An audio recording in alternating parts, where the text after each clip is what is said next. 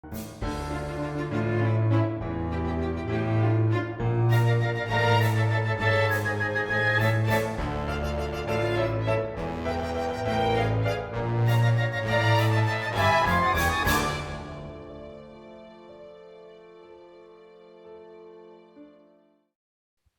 and welcome back to Storied Sojourns, our newest campaign of D&D with college students.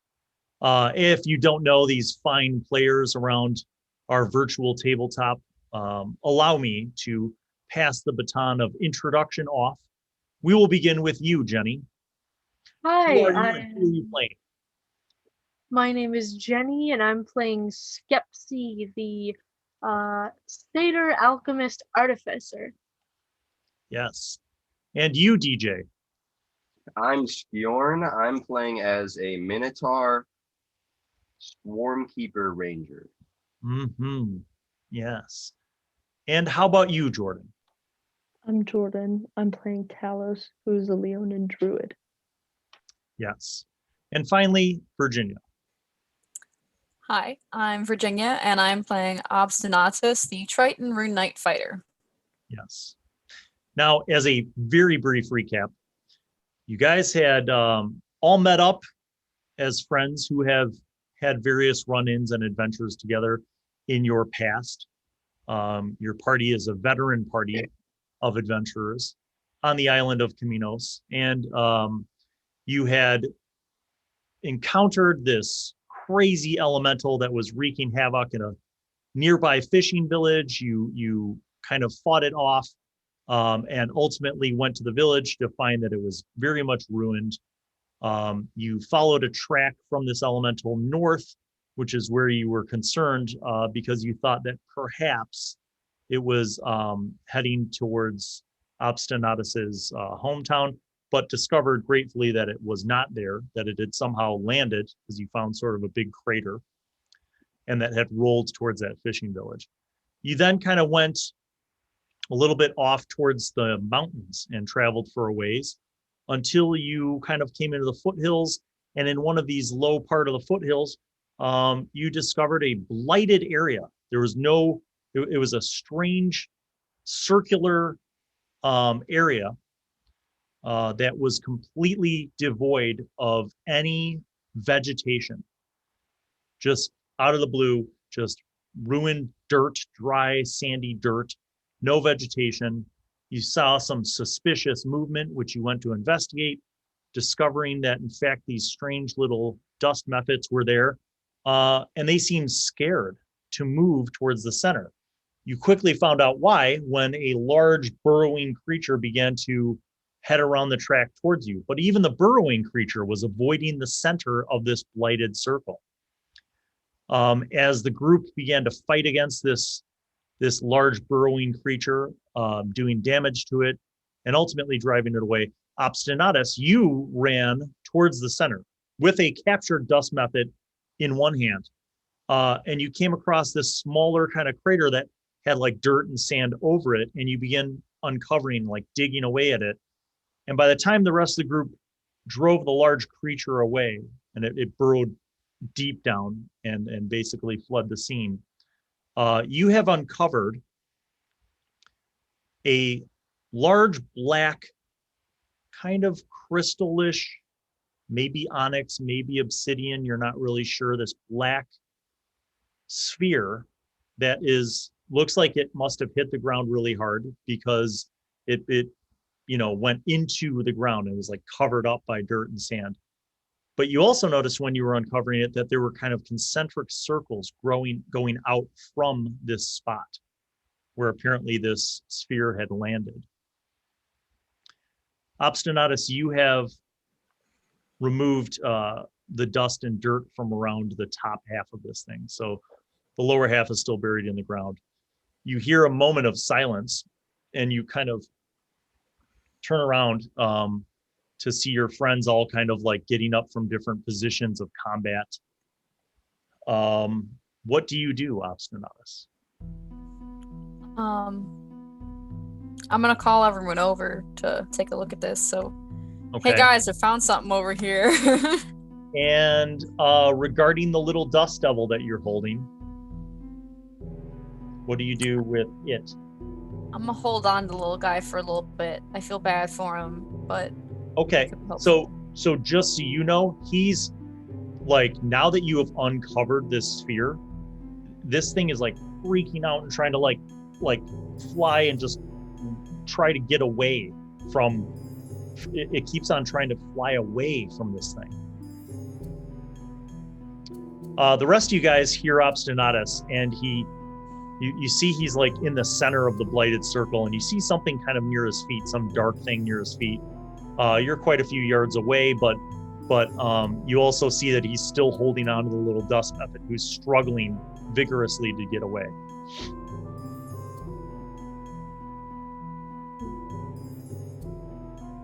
So what do the rest of you do? Jordan. I will approach Obstinatus with my Wildfire spirit still up, just in case. Oh yeah, that's right. You had cast that last round. DJ and Jennie, what do you guys do? I am going to use the all-purpose tool and transform it into I believe one of the artisan kits is like a jeweler's kit. Okay. So I'll have the jeweler's tools to try to examine this kind of jewel stone-like object. Okay. So you begin heading over there. Skjorn, how about you? So am I still flying? Oh yeah. Yeah, sure. Can I just do a perception check on what she's yelling about from up here then? Sure.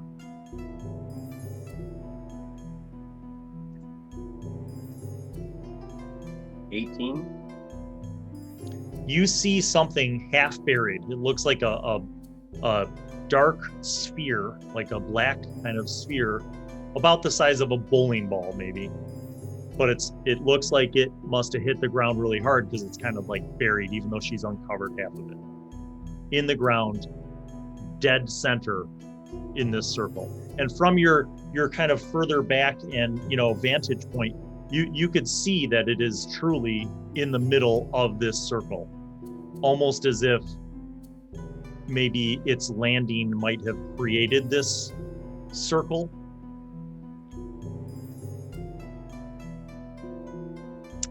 Jordan, you arrive.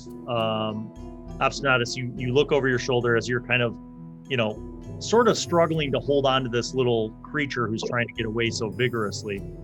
And you see Talos arrive. He kind of walks over cautiously.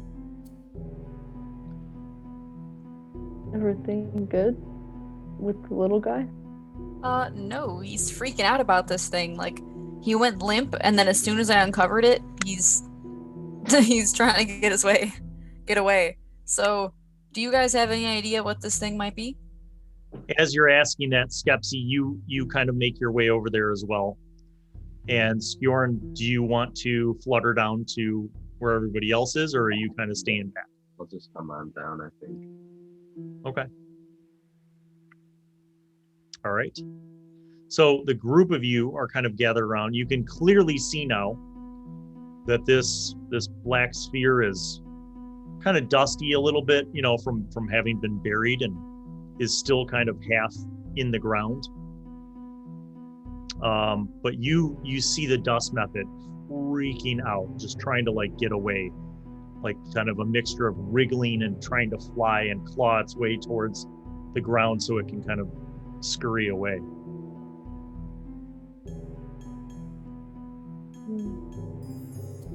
If Can I you are keep- planning on holding that, maybe you should bind it. I feel bad. Although I don't know how much purpose it's going to serve to keep the poor thing handled here. I feel bad for him, but I want to know why he's afraid of it. Like, it doesn't seem harmful. It's just a little thing in the ground. But it doesn't seem like any of us can communicate with it. So, Yeah, but I mean, he could help us. Jordan, are you trying to decide if you want to burn a spell slot to talk to a stupid dust method? No, I'm trying to figure out if I can, because it's not an animal, it's a creature. Yes, Right. technically it is a small elemental. Yeah, so It does speak 2 languages, it just doesn't happen to speak ones that you guys currently speak. All right, consider what you're going to do. This is the arrangement. You're kind of, at the center of the circle. You see this bowling ball sized black sphere, and you see the dust method trying to get away. All right, I'm gonna start with the jeweler's tools. See if there's anything I can decipher from that with a little. Does Go it ahead and seem make a proficiency check. And with your tools, you get to add your proficiency, and I guess either your intelligence or wisdom, you choose, whichever is higher. I have tool expertise, so I get a double proficiency on tool-related ability checks. Excellent.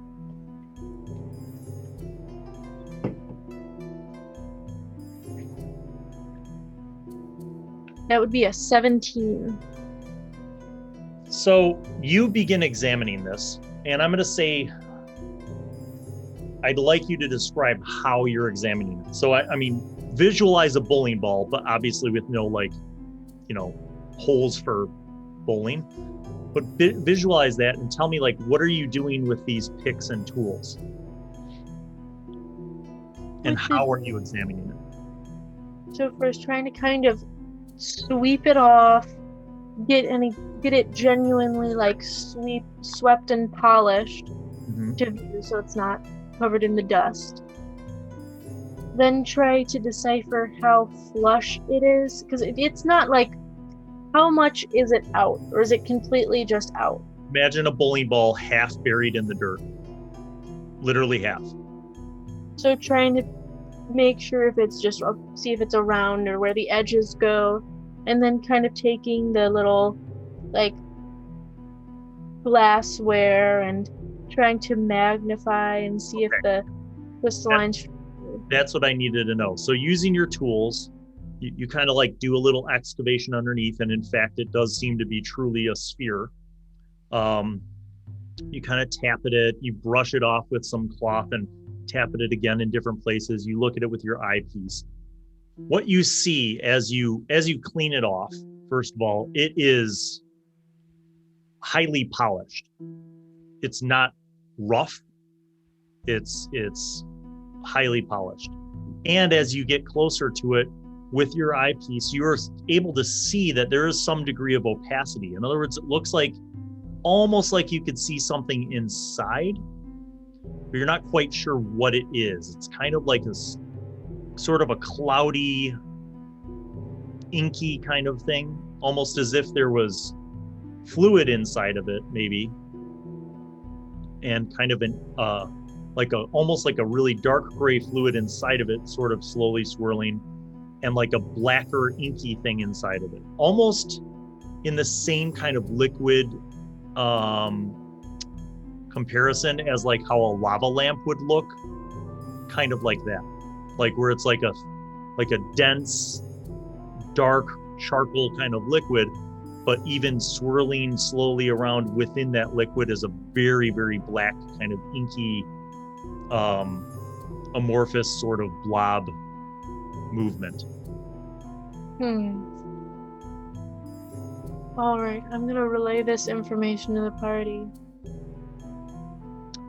I now have to make a roll for the dust method to see how much it wants to freak out while you're doing that. I feel bad for this little guy. You're the one making him stay. I know, but I feel like he could help us. The poor thing. These Nope. creatures.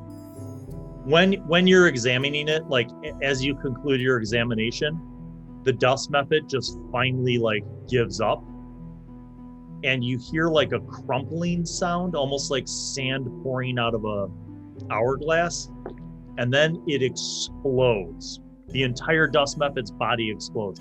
Everybody make a Constitution saving throw. He explodes. Constitution saving throw, difficulty 12. They can't explode, can they? Alright, I have succeeded. I have also succeeded. I 14. Yeah. So you said it's 12, right? Yeah. What do you roll, a 6? Ooh. Okay, so all of you guys turn away just in time as this thing explodes, and dust, kind of a sandy dust, shoots outwards from it, and you're able to shield your eyes, with the exception of Skjorn, who was so shocked to see this happen that the dust like hits you in the eyes, and you are blinded. You are currently blinded. Well, now I feel even worse. I made the guy explode. I mean, it is just a natural response for these types of elementals. Stress responses, They at just work. explode. Well, they don't want to, clearly, would you? So, the rest of you are covered in this dust. I mean, filthy, dirty, covered in dust. And Skjorn, you could see, cannot see. He's like, kind of reaching out with his hands, and he's trying to like wipe the stuff out of his eyes. I go to try and help him wipe the dust out of his eyes. Okay. Well, after about a minute, you're able to like wipe the stuff off your face, and you kind of put some water into his eyes, and he like blinks it out, and then he's able to see again. Talos does that thing that dogs do, where he just like shakes. Yeah, I mean a little bit, but like the washing out, the flushing of the eyes kind of brings back, restores his vision. Your poor birds. So, what do y'all do? So back to the important matter here. This stone, whatever kind of geological formation this is exactly, I can't quite identify, but It does not look like a natural geological formation. While its surface is very glassy, when you were tapping on it, it seems extraordinarily durable. yes. So it does resemble some kind of round, glassy structure with what seems to be fluid in the middle, some kind of fluidity. Whether or not that could be access or whatever, but it does seem to somewhat of importance if we were to take it for further examination, although I don't know if this is essential to where it is. Although it's not natural, clearly, so whoever may have placed it here clearly did not want to keep it. When And I it's cast causing- Oh, sorry. Go ahead. Sorry. When I cast detect magic on it, like on the area earlier, did it do anything, or was I not close You enough? were not to in it? range. Now you are. Okay, I'll cast it again then. Yep. It is radiating magic.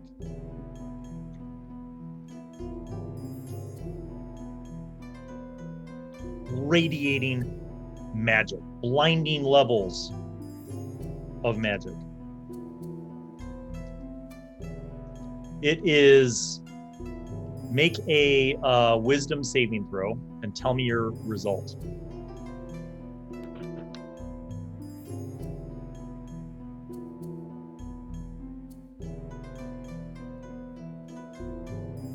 You said wisdom saving throw? Yes. Okay. That is a 17. Okay. You, for the briefest moment as you're studying this thing while casting Detect Magic, you hear whispers. Like, almost like it's coming from this thing. You can't understand what they're saying, but like, it's like you hear whispers. And by the way, none of the rest of you hear anything at all. It's dead silent. Jordan, as you detect this, the first thing that hits you like a brick out over the head is the sphere of magic, which involves necromancy, emanates strongly from this thing. You also sense that there's an underlying level of enchantment to it as well. Okay. I take a couple steps back and I say, who said that? Were one of you talking? You guys hear Talos. He's like, he looks around like, and then says what he says. No, I don't think so. Did you hear something? Yeah, like a bunch of whispers, like somebody was trying to talk to me. Huh. And also, I don't know what this thing is, but it's got like super strong death vibes. I don't like this at all. But it Death also vibes. feels like somebody made it this way. I don't know how to explain it. I just get the sense like somebody like put magic in this thing that is carrying all these death vibes. And also somebody's whispering to me when I look at it, so I don't want to look at it anymore. Well, I don't like death vibes. That is Well, not my jam. But I do want to figure more out about this thing. I would, at this point, I would not object to the removal of the object. It does seem that something emanating death vibes, as it were, doesn't seem to be good to leave in this natural environment. It is possible this might have created this this abnormality in the ground here. But it's not whispering to any of you guys when you guys look at it? Or when you are near it? Nada. I had no such results when I was examining, although my examinations were purely material. I didn't use much arcana to examine it like you did.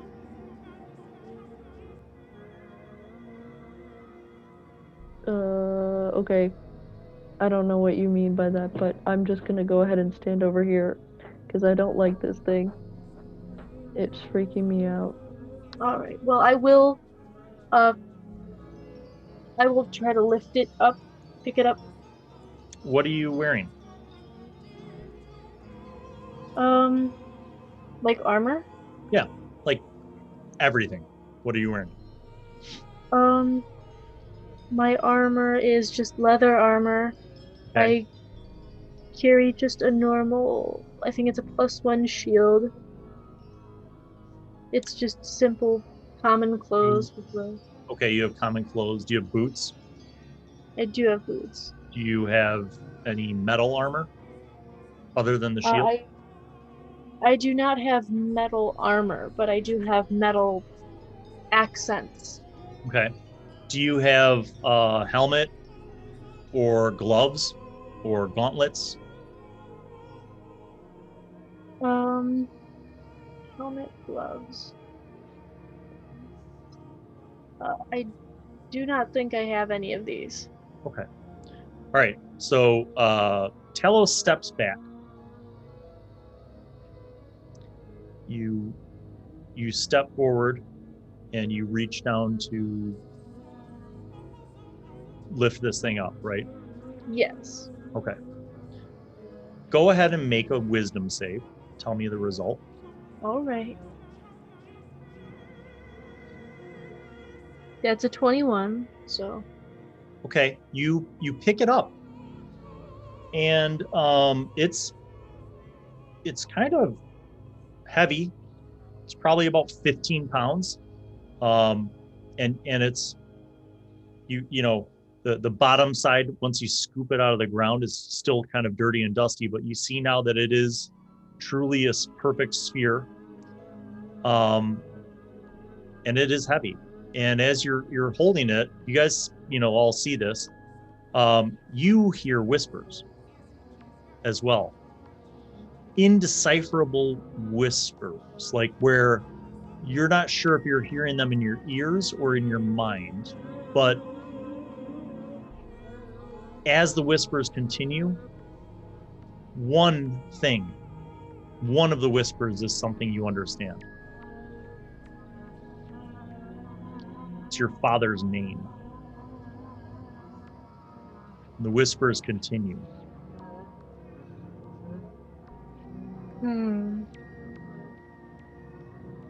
Now, Talos, when you were examining this, did you understand any of the things that you had heard? No, it was just all like gibberish. Why, did you hear something? Is it talking to you too now? Yes, I do. I can perceive what I seem to be some kind of speaking from this, though I can't quite make out much. But I did happen to recall what seemed like my father's name.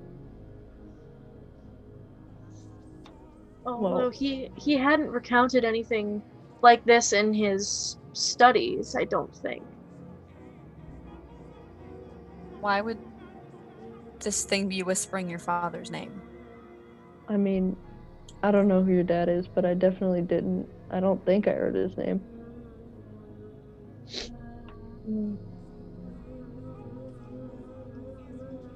We could take it to him and ask if he knows anything about it. Well, yes, I try not to bother him too much in his older age. In my studies, I like to be independent, but this is quite stumping me, and regardless, we will have to take it to somebody for further examination, and, well, I don't know anybody better than my father.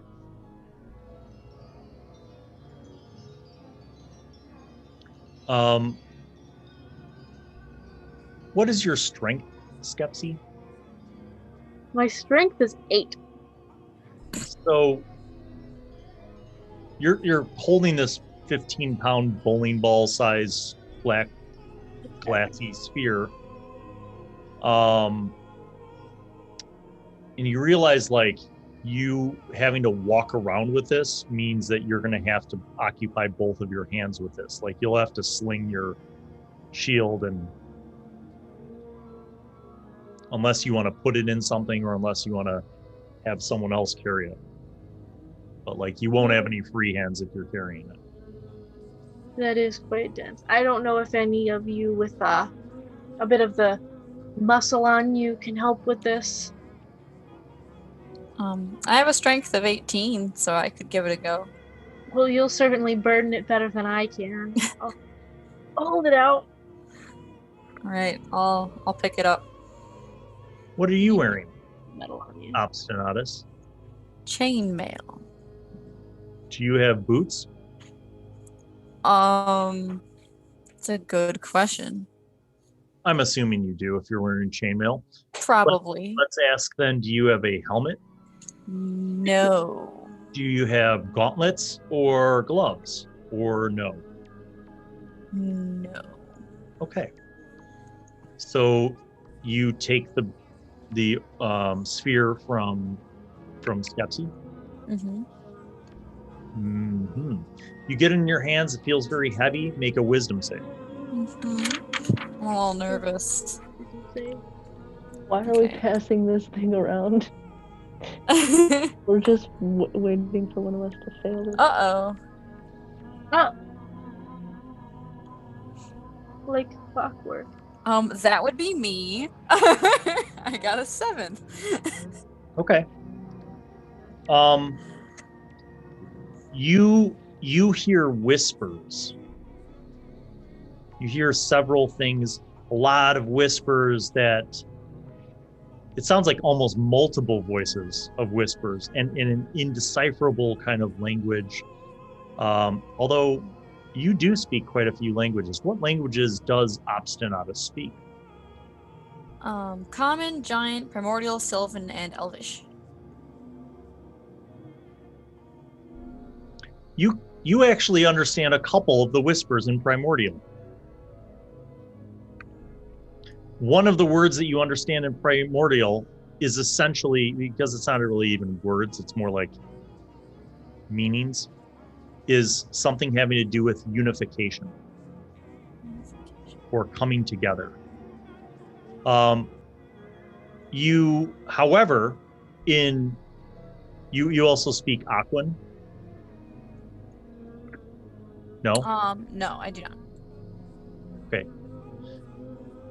One of the other whispers that you understand, you're not really sure what language it's in or if it's just in your mind. You hear the phrase repeated twice within the whispers. Narrow stema. You understand that. I don't like that. Not at all.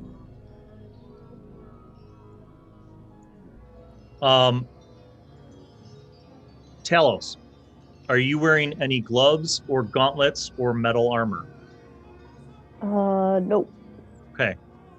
Obstinatus turns and tosses you the ball like you're playing catch. What do you do?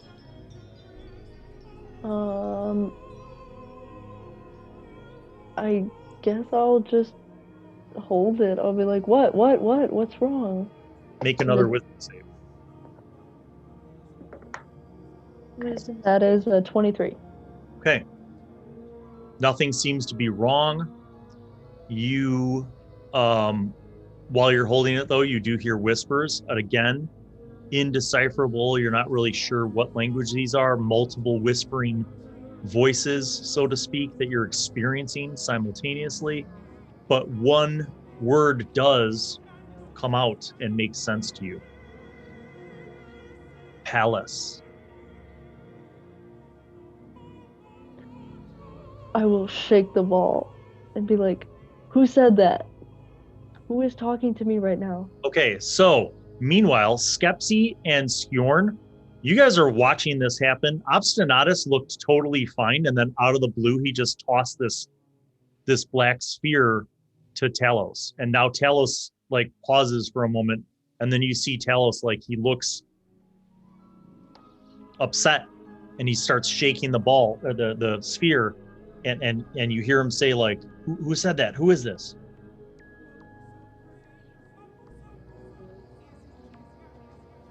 Talos, what did you hear? I mean, I guess this thing is just saying a bunch of words that mean something to us. If you heard, I'm assuming by your face that you heard something you didn't want to hear. Yeah, I heard my hometown, Narrow Stemma. Yeah, and you heard the name of your father or whatever. Hmm. And now it's telling me the name of my husband. And I will keep shaking it, and I'll be like, who is talking to me? How do you know all of these names? I want just. I wouldn't try to damage it. Plus, whatever is retained in the middle, we don't know what the reactions might be if it were to be shaken or even worse, broken in some manner. When you shake it, it feels very solid. It doesn't seem, it's not like sloshing liquid around inside.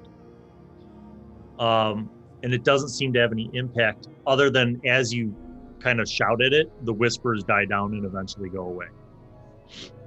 But how would it know all of this? Well, maybe for experimental purposes. I feel that so far the only one who hasn't experienced this reaction is Skjorn. If you wouldn't mind trying to carry this object here. Oh, as a side note, I also heard in Primordial unification or coming together. That seems kind of important. So do you take the sphere from Talos, Skjorn? Yeah. And are you wearing any gauntlets or gloves? Any metal kind of thing. I mean, I'm wearing leather armor and like hood and stuff, so I'm not really Okay. fast. Like All right. So when you take the sphere, Go ahead and make a wisdom save.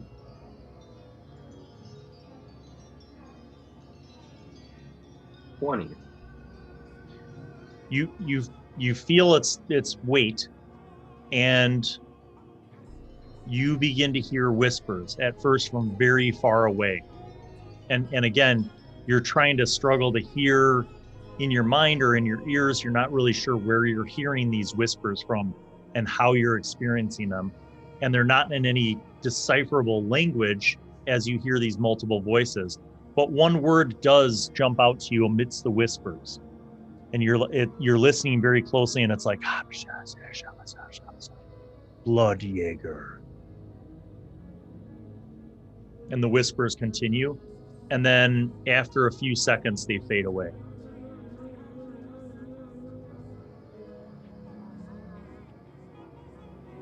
So, All right. Care to share with Obstinatus, you feel like there might have been more for you. Like maybe there was more to be discovered, because you feel like you heard more from this thing than anybody else did. And you're starting to wonder if maybe you should hold on to it so that you can see if it reveals anything else. sure, I'll do that. We're just gonna. We're passing it back and forth. Is it really a good idea that we're all touching this thing? Well, it's too late now. Right? I really don't think so. I think we could like put it in a bag. Unless you want it to say a bunch of strange words to you in your brain. I'll try and hold it one more time, and then maybe we could put it in a bag. Okay. You hold it. You hear the whispers again. And you hear in Primordial, you hear another thing. You hear a word that you're not sure what it means, but it's very clear, like the other things that you heard. And what you hear in Primordial is Eos. Eos. And as you're hearing this, you feel something come across you. You feel like you should probably hold this because you're the strongest person. And there's really nobody else who has the strength and endurance to kind of carry this thing. Just feels like a trick. But You don't have to. I'm just telling you, you get this sense that you should as you look around at the rest of your compatriots. But I also was the only one that failed the wisdom save.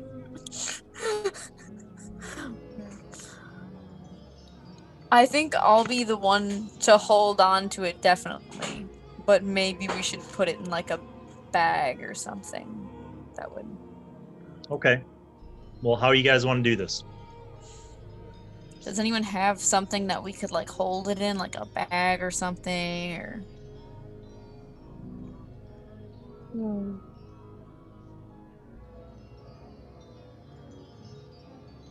I don't think I do. You could just I wrap mean, up in some There's wood. like explorers packs and stuff. If I take the stuff out of that, Yeah, you Maybe. could redistribute some of your basic supplies and make room in a backpack. okay. Oh, okay.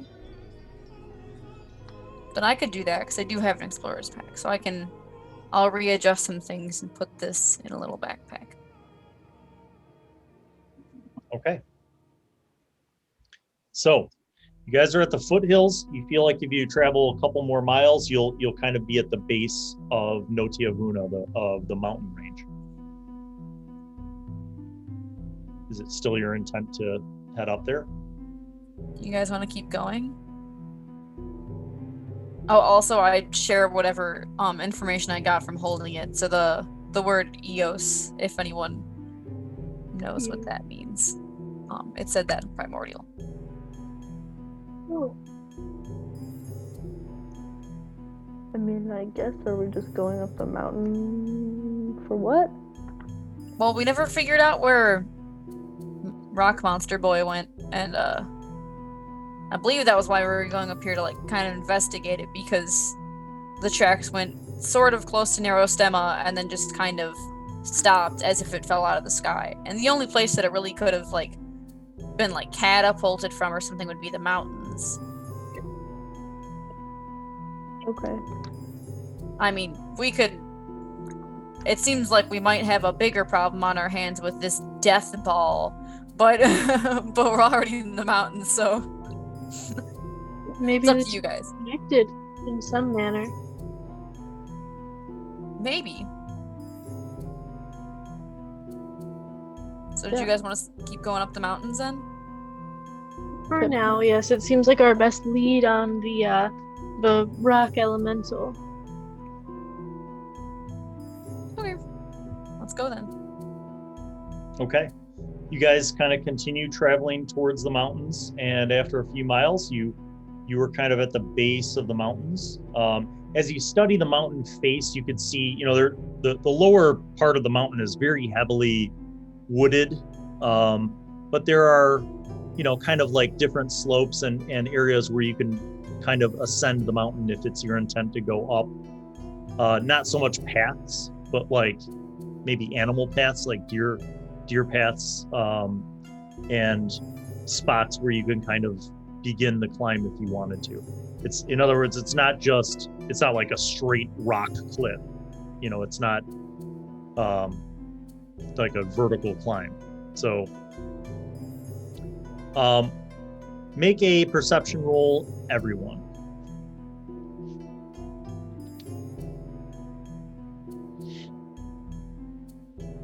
I'll roll for DJ because he had to go put the dog outside. Okay. I got a 19. All right. Not natural 20. Okay. Good enough. You guys hear the sounds of hoofs quickly approaching. And you could see, like, from around the base of the hill where it's kind of wooded and stuff, it seems to be coming from that direction. It sounds like multiple horses heading your way.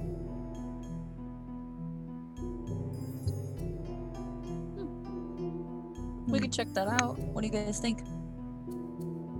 Are I we don't think on they're like heading away, so yeah, are we on a path or are we just like You're kind of in open ground. There's like tall grass, there's trees here and there, and then there's kind of more dense trees as it goes up into the mountains.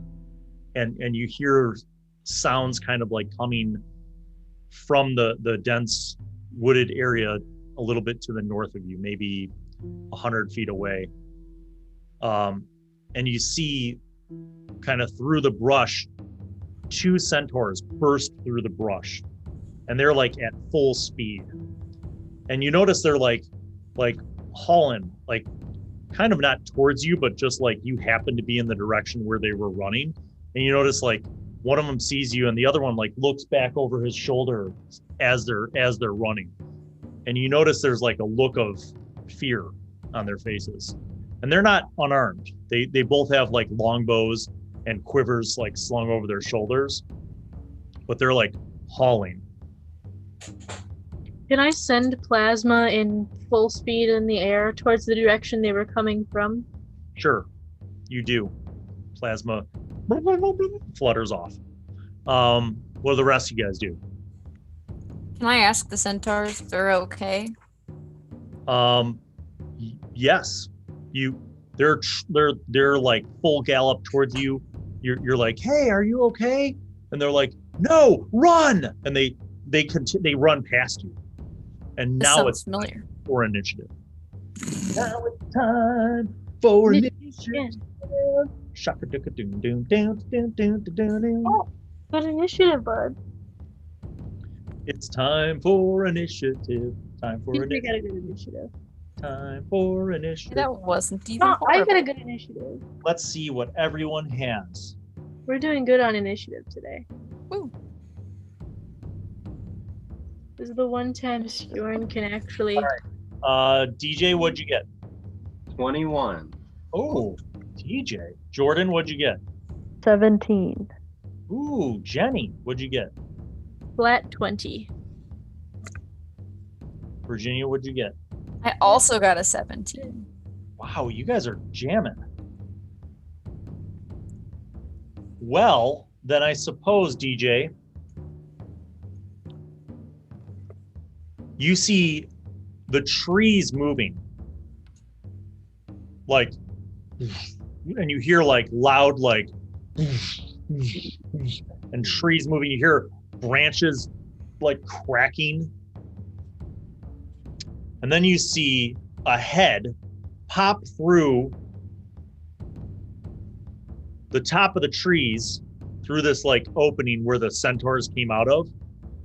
And then right next to it, another head. You see two giant heads come out from the trees and they see you.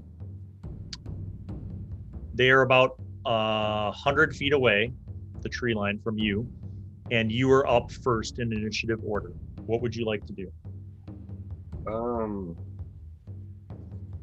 Okay, so I'm just gonna, I think, take 2 pot shots with my longbow. Okay. Fire away. That's within range for your longbow. That's a 20, Mm-hmm. and then it's a D8.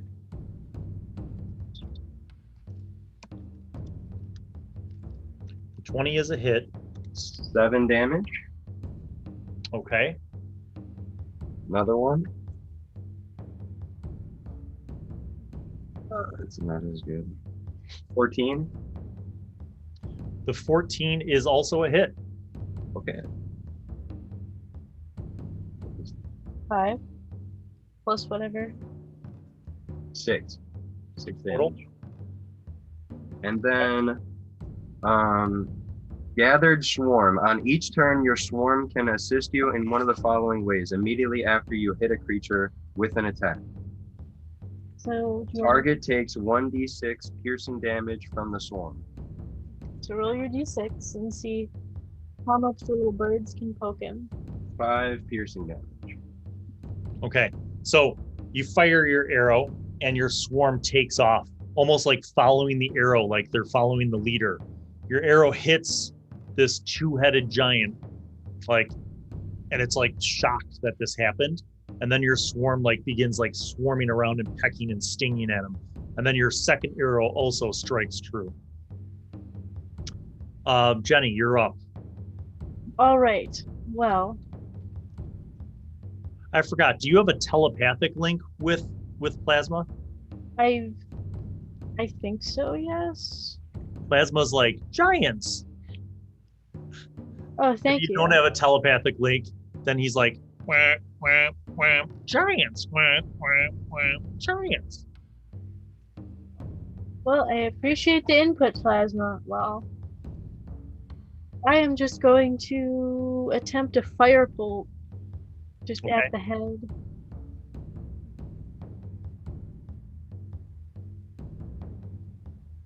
That's 18. That's a hit. Alright, now we go to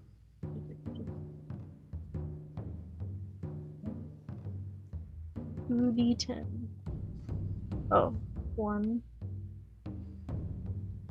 5 plus 4. 9. Okay.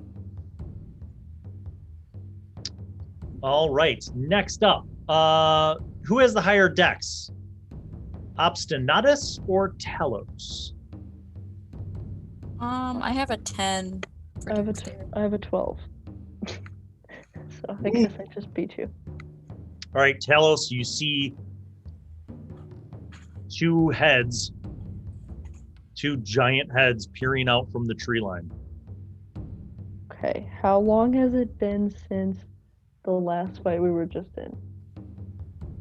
Well, you traveled about 5 miles. Well, I mean, you explored the Do you want me to? several hours, let's say.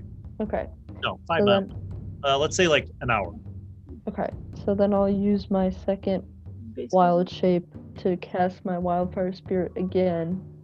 Okay. like 30 feet in front of me. After I'll move closer my full distance. You And then- move 30, and then you cast your guys 30 feet ahead of that. Mhm. Right. So they're still 40 feet away because the total distance was 100 feet. Anything else? I think that's it. Okay. And Obstinatus. So it's probably a little late at this point, considering we've already tried to attack him, but I'm gonna try and talk to him. In giant? Yes, in giant.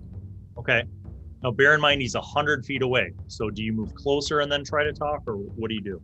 Yeah, I move closer and then try and talk to him. Okay.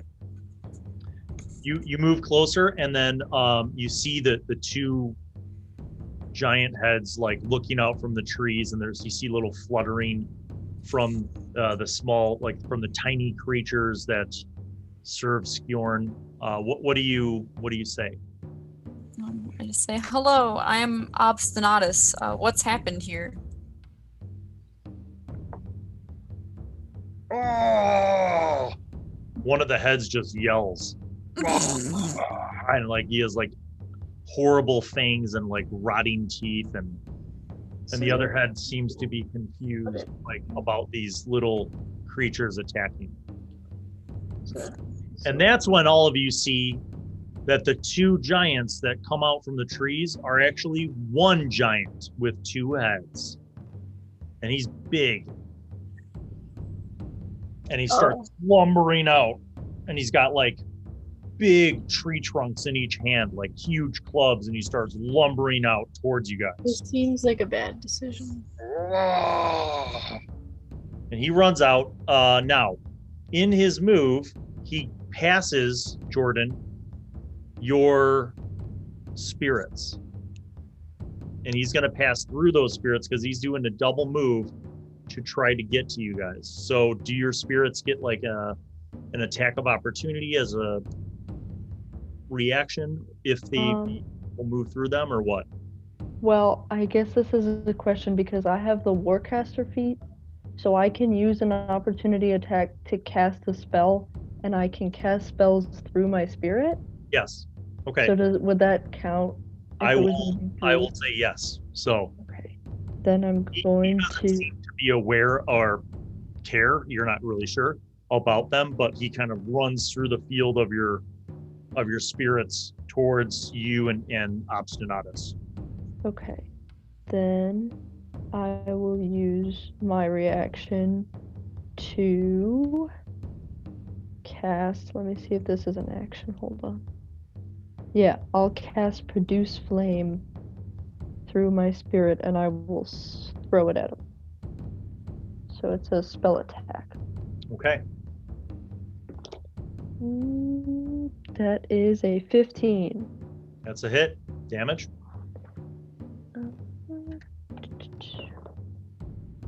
DJ, you're up next.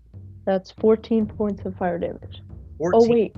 Hold on. Because my Wildfire Spirit, I have something called Enhanced Bond, which means when I cast a spell with fire damage, I add an extra d8. Okay. That's another 2 points. So whatever I said, plus 2. All right, good. Skjorn, you are up. You see this two-headed giant with a couple big tree clubs running towards you guys, and he's going to be next round. He'll be up by where Talos and Obstinatus are. So, like, how far away is he range-wise? Like, how many feet would you estimate? So he was 100 feet from you. Mhm.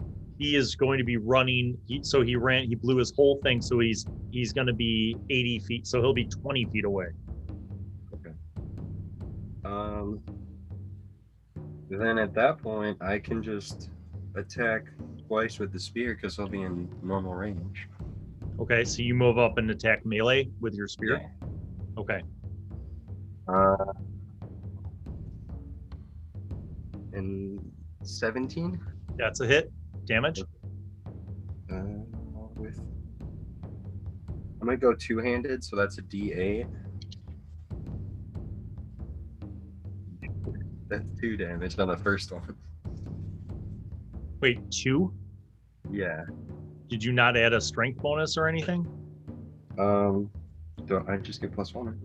Oh, all right. Just +1. So, Yeah. Okay. Yeah. All right. Another 17. Hit damage. Okay. That's a 6 of damage at least. Okay. Oh wait, no, it's +2 because I did two-handed. I'm so sorry. Okay, no problem. So 4 and 8. I was wondering why the damage was so low. Skepsi. This All thing right. is real close to you and your friends. It's getting ready to batter up with its clubs. Can I disengage too and push myself 5 feet back? Do you have that bonus action? Yeah, I have the gathered swarm on each turn when I make a attack. You So I'll can't- just push myself back 5 feet when my Your swarm followed the Etten back towards you guys and enveloped you. And then after you attacked, it just lifted you off the ground and floated you out. Skepsi, How you're up. far is it, roughly? Did you walk forward? I did not. Okay, so then you're the same. You can walk up to it with your 30 feet of natural movement, and then you can do whatever you want to do, or you can attack at range.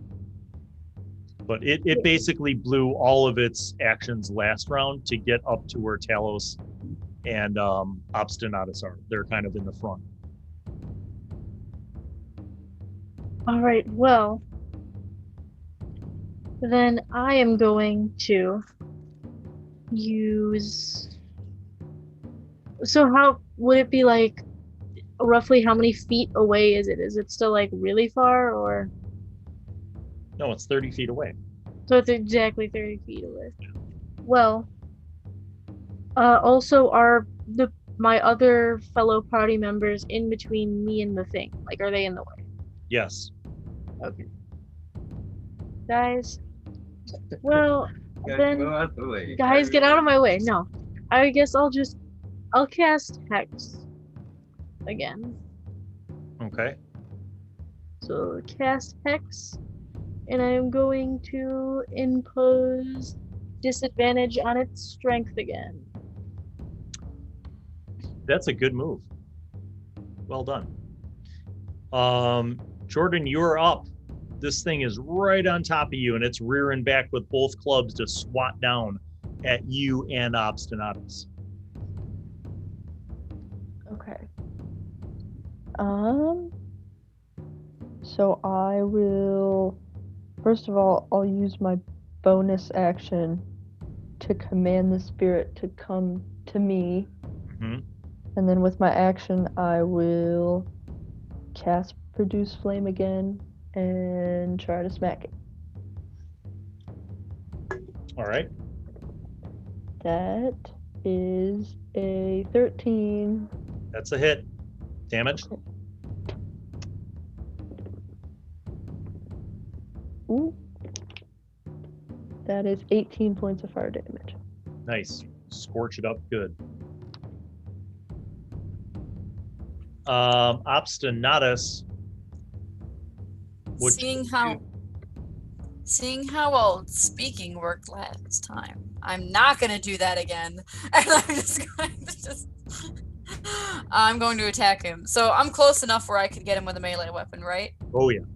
Okay. I'm gonna move like a little bit to the side so that I'm not in trample territory. Yeah.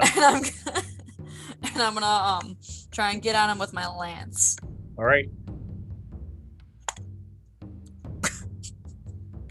Rip. That's 12. 12 is a hit. Yeah! Okay. That's pretty cool. I can dig that. Okay. Wow. Look at me. I'm rolling well. That's 5 damage. And then I can attack again, because fighter stuff is cool. Okay. So I'm gonna go one more time with my handy dandy lance. That's a nat 1. Why do I suck? This hurts. You're so caught off guard by the immensity of this. You've heard of Ettins before, but it's just so much different when you're looking up at it and its massive, slobbering 2 heads are just full of fury and rage, and you kind of swipe up and pierce its side, and then you kind of go to reverse it, but you miss because it's swinging down at you. Now, fortunately, it has disadvantage for this first attack, which still might hit. Does a AC 16 hit? No. Miss. Second attack. Talos. With disadvantage, does an AC 15 hit? Yes. Oich. Oich. Oops. You take 14 damage Gotcha. as it slams one of its tree trunk sized clubs into you. All right, top of the order. DJ, you're up. Okay. All right. I'm thinking well, everybody's all close now, so this kind of makes it hard. I know. Jennie, do you just have a fireball that you're waiting to blow off on this thing? I mean, I have something similar, but we'll put that in the back pocket for now. All right, you're up, DJ. After you is Jennie. Is there a way I could create a cube of web so that it doesn't get all my friends but just snags him, or is that impossible with current? What's the size of the cube? It's 20-foot No. cube. Nope. Yeah. If it was like a 5x5, I could say you could cast it on his heads. Okay. All right. I don't want to say no, because then somebody in the comments is going to be like, a DM should never say no. Realistically, no. Now, if I were you and I wanted to be able to do this spell, what I would do is cast the web 15 feet above its head so that the web is in the air, but the bottom half of the web gets its heads and not you guys. That I will allow. I mean, that seems like a bit of a cop-out, but I think I still want to do it. So, okay. What is the casting of this spell involve? It's just concentration, and he has to do a dexterity saving throw. Oh, not one of his strong suits. What's your spell save DC? Because I rolled a 17, which even with 14. his -1 modifier is a 16.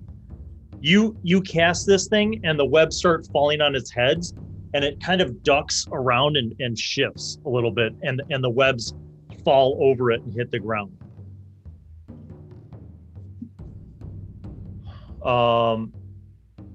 Skepsi, you were up. All right.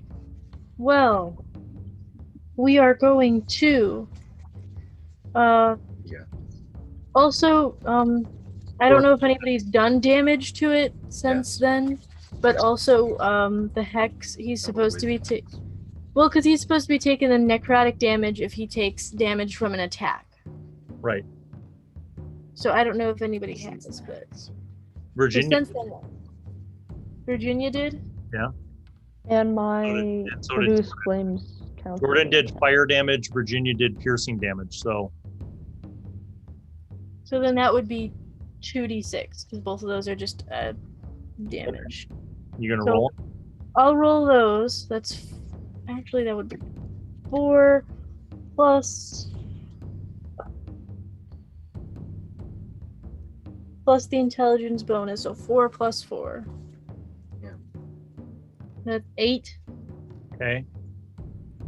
and then 3 plus 4, 7. That's 7 damage retcon, and then I will firebolt him. Okay. Again, see if I go into firebolt. 12 plus 8. So You guys are 20. doing pretty good. So unnatural 20, that's 2d10.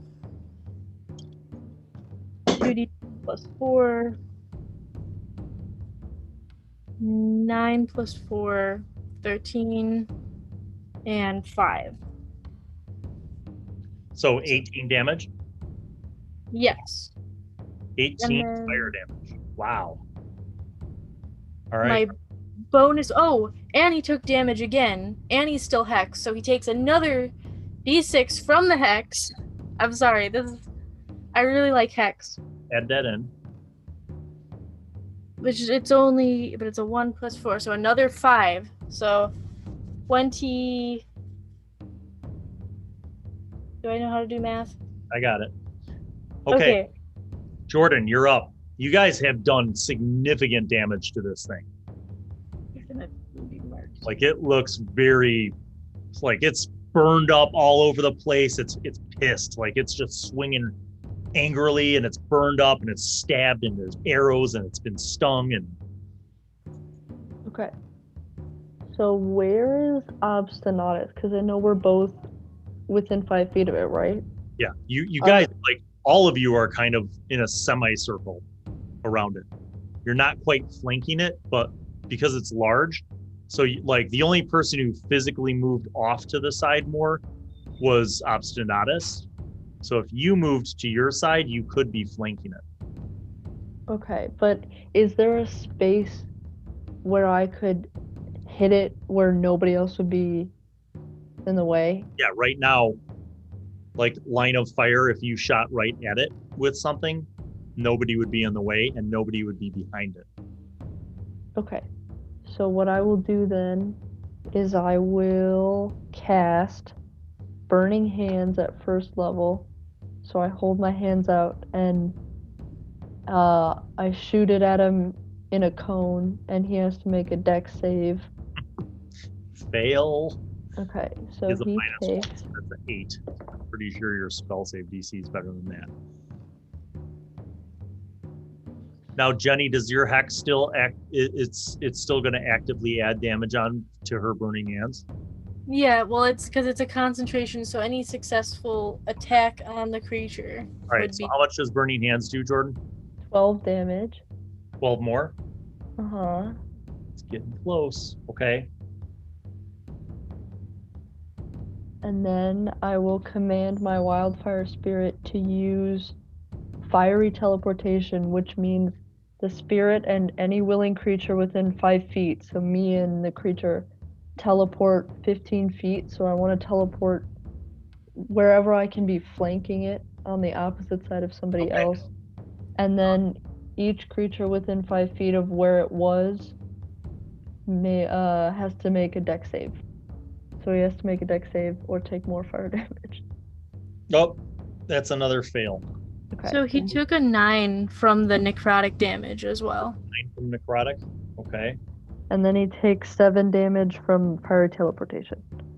7 more. Okay. He is very injured. All right, Obstinatus, you're up. And now you are flanking, so you can attack with advantage.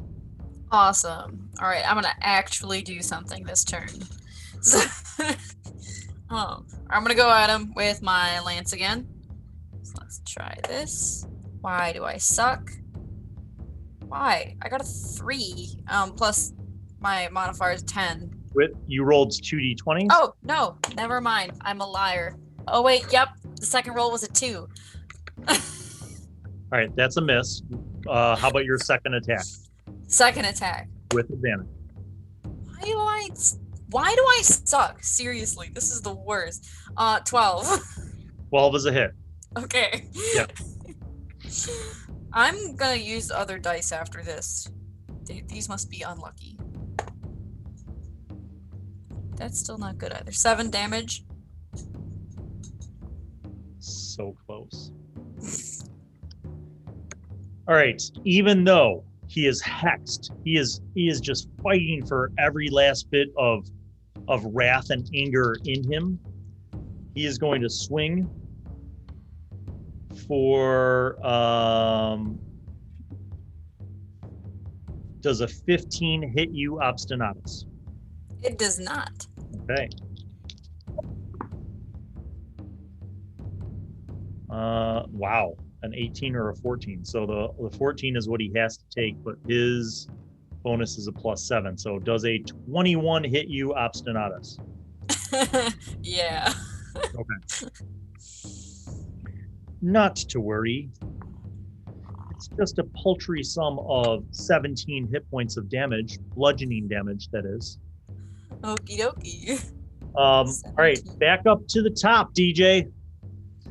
This dude is mad. He's burned a lot, just a lot of fire damage. And he doesn't understand why he keeps hurting inside. The constant necrotic pain. You know? Because he's dumb and he has an intelligence of 6. All right, so what do you do? Just 2 more two-handed stabs with the spear. All right, first one. Oh, you have flanking now because of Jordan. So that's advantage. That's better. 20. That hits. Yeah. Then a D8. Oh. 3 damage. Oh, come on. You keep rolling ones. It's this D8. I gotta replace. Second attack. Still flanking. Still got advantage. Oh, okay. 16 or 16. 16 or 16. Let's go with 16. 21. That's a hit. Damage. Let's go. Please, come on. Oh. All right, there we go. 10. 10.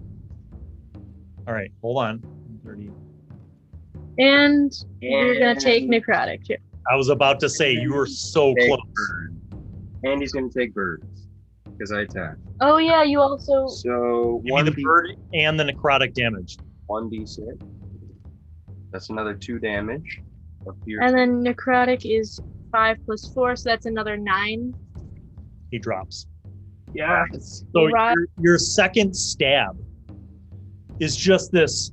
It's like an ultra video game combo because your second stab like goes in and it's a good solid piercing stab into his gut, and then this strange influx of magical energy like makes him writhe in pain, and then your flock of tiny creatures just like hone in and like literally burst into his gut, and like you see one of the heads go limp, and then the other one like his eyes go foggy, and he starts to do the wobble, and he falls towards the west. Obstinatus, make a dex save, difficulty 8. Okay, I'm using new dice. So much. Do you want a rotting giant corpse to fall on you? Oh my god, this didn't help! I got a 3! All right, you take 5 more bludgeoning damage as literally an Etten falls on you. You go to like run out of the way and you trip, and it just... Oh my god. Barbecued giant. Now, as you guys are, again, like you're hearing like the aftermath of this giant die, like it takes its final breath and it releases all of its bodily fluids. And you see Obstinatus just crawl out from underneath its dirty, oily, blubbery skin. And like he pulls himself out and he's like, oh. And there's this putrid smell. But the Etten is dead. Nice. Did he have like anything on him? Yeah. Make a wisdom save, Obstinatus. Let's see if you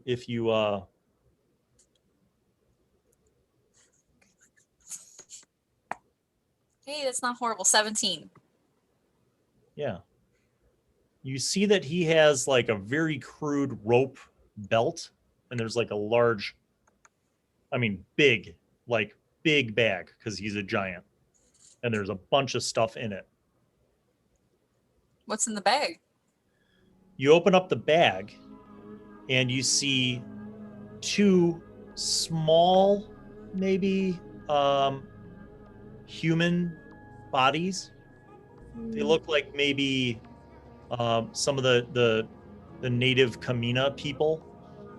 And they look like they're younger, like maybe children. That's horrible. Yes. Can we do And medicine? they're dead, and it looks like they're freshly killed because he has them in a bag and they're still like bleeding.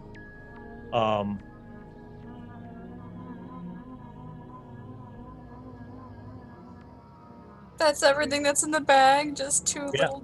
Oh, They're God. like dead. Yeah. Ah. Like not rotting, like clearly killed sometime maybe earlier today, but like he hasn't had a chance to go home and eat them yet. But they're dead. Okay. Can I make a little can I bury them?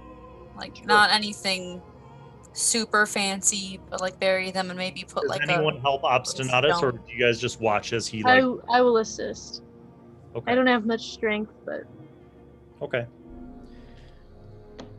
While they're doing that, Yep. can I, like while they're searching stuff, can I go with my spirit and each of us take turns just like casting produce flame on the heads of them until they burn completely? Yes. You burn the Etten head till there's no flesh on it anymore. It's just black charred head. You guys take about 10 minutes. You dig out these graves. And then you kind of pull these two children's bodies out of this bag. You set them down in the graves, and you're kind of standing over this area. The smell of highly burned Etten still permeating the air. And you have these two corpses in these graves. I'm gonna put a little stone at the head of each grave. Well, you haven't like covered them up yet. Like, so you Okay. just put the bodies into the holes.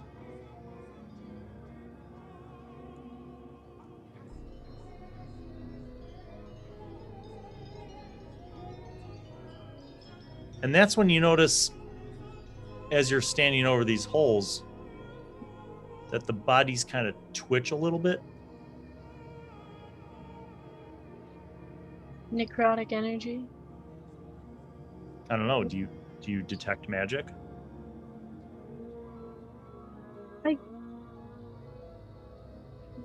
I guess so. I guess I'll detect magic. Well, while you're detecting magic, the corpses of the children twitch a little more, and then they sit up in the graves. And then they stand up. They're in the hole still. They haven't crawled out. And they turn, and they both face Obstinatus. And that is where we'll end this episode of Storied Sojourns, D&D with college students.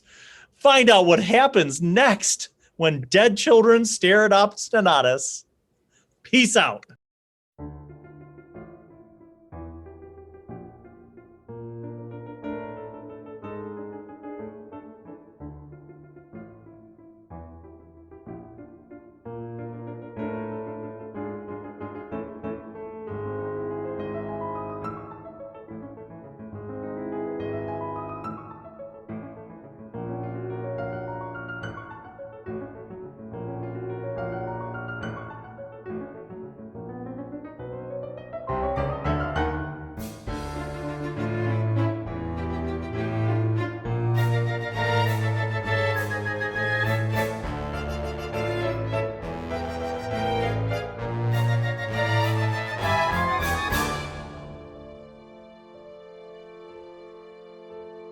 Well, hello, it's me, Wizzy.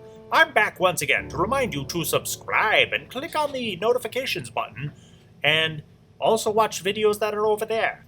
And then don't forget to tune in to the next episode of whatever show you were just watching, and crafting videos and DM tips and pro tips for vlogging and all sorts of gaming things. And also you could watch Bill eat food and watch other shows featuring Bill. He made me say that because he's a narcissist. Okay, bye.